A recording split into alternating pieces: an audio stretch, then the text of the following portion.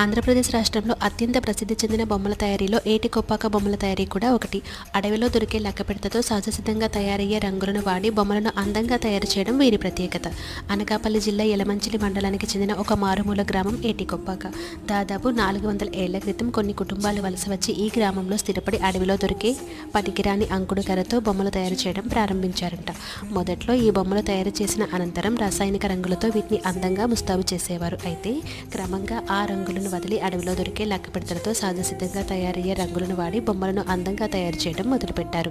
ఈ బొమ్మలు చిన్నపిల్లల నోట్లో పెట్టుకున్న ఎలాంటి హాని జరగకుండా నున్నగా ఉంటూ అందంగా కనిపిస్తూ ఉంటాయి.